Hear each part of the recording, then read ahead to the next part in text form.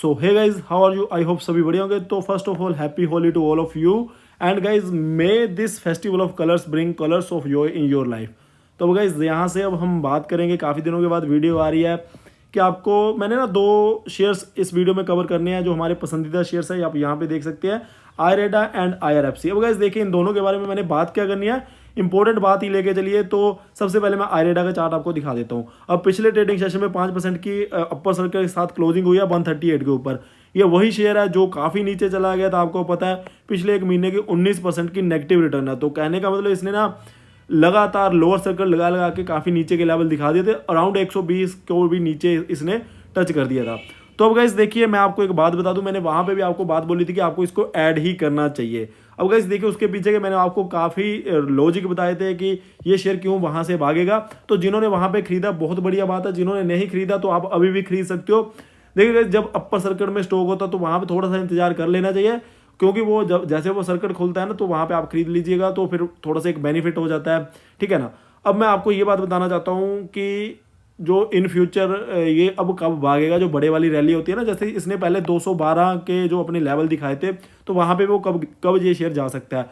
तो मुझे लगता है जो इलेक्शंस के रिजल्ट आएंगे ना 4 जून, अब ये चीज़ें क्लियर हो चुकी है। 4 जून को हमारे जो इलेक्शन के रिजल्ट आएंगे, जैसा मार्केट को जोन सी गवर्नमेंट चाहिए ना, वो सभी को पता, वो चीज़ें हम यहाँ पे डिस्कस नहीं करना चाहते हैं। अगर वो चीज़ें वैसे ही होती है तो ये शेयर ना उन दिनों में 220-25 का भी होगा।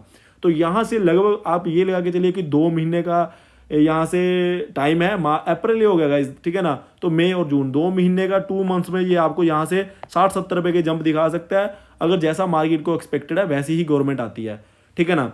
तो अब यहाँ से आप अगर 60-70-80 रुपये का एक जंप देख छोटे टर्म में 2-3 महीने में एक बेनिफिट लेना चाहते हो तो आप यहाँ पे खरीदारी कर सकते हो। अदरवाइज जिन्होंने लॉन्ग टर्म खरीदना है, मैंने उनको 450 के टारगेट बोले थे, वो आपको देखने को मिल जाएंगे। नो डाउट प्रेशर में ये सेक्टर गया था।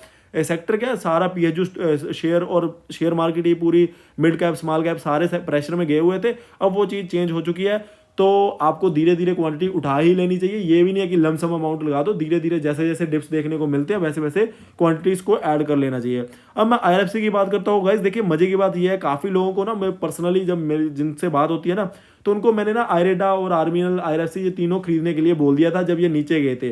तो IRFC ने तो गाइस अपना लो लगाया था 116 रुपये का, और यहाँ पे आप पिछले एक महीने का चार्ट देख सकते हो, 11% की नेगेटिव रिटर्न है। और इसने 152-155 के हाई लगाए हुए हैं, और वहाँ से जो लो लगाए थे इसने 116-117 के ऊपर ये शेयर आ गया था। और वहाँ से मैं बात करूँ तो 140-141 का हो गया है। मतलब इसने 20% की आपको रिटर्न अपने लो से दे दी है।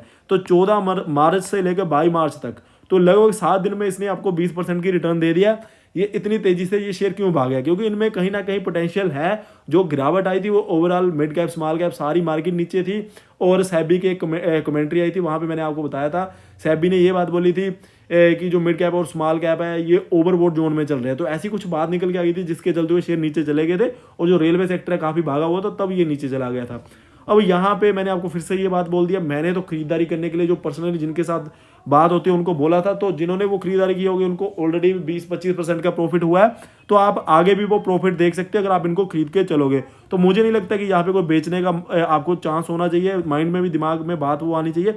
ये भी आपको 200 का लेवल दिखा देगा इलेक्शन के रिजल्ट के टाइम पे 4 जून को। तो आप ये लगा के चलिए, अब 2 महीने के लिए एटलीस्ट वेट करके चलिए, जो इलेक्शन के रिजल्ट के बाद रैली आनी है मार्केट में, सो दैट कि आपको उसका बेनिफिट हो सके। जिन्होंने लॉन्ग टर्म नहीं चलना है वो एटलीस्ट 4 जून तक होल्ड करके चलिए, और इलेक्शन के रिजल्ट के बाद आपको देखने को मिलेगा, अगर मार्केट में तबाही वाली तेजी आती है ना, तो फिर गाइज आपको बहुत बढ़िया रिटर्न देखने को मिलेगी।